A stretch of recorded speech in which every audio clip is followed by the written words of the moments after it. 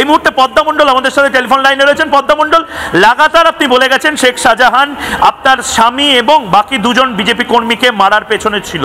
আজ বিচারপতি প্রশ্ন করলেন কেন শেখ শাহজাহানকে এই মামলায় যুক্ত করা হয়নি। আপনার প্রথম প্রতিক্রিয়া? শেখ শাহজাহান তো মূল অভিযুক্ত, কিন্তু চার্জশিট থেকে সিআইডি নাম বাদ দেয় যে এখনো পর্যন্ত কেন তাকে এটা করা হয়নি, সেই জন্য আমিও তো প্রশ্ন করব।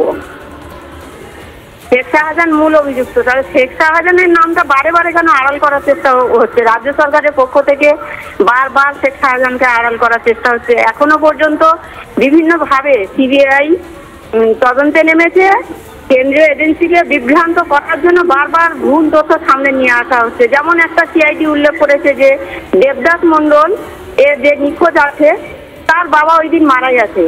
এটা তো বিভ্রান্ত করার জন্য এই কোশ্চেনটা এখানে তুলে ধরা হয়েছে। অথচ দেবদাস মণ্ডলের বাবা বাসুদেব মণ্ডল আপনাদের চ্যানেলে তিনি কথা বলেছেন এবং তাকে আপনারা দেখিয়েছেন তিনি জীবিত আছেন। এইরকম ভাবে বিভ্রান্ত করছে এবং মূল অভিযুক্ত শেখ শাহজাহানকে কেন বারে বারে বাদ দেওয়া হচ্ছে?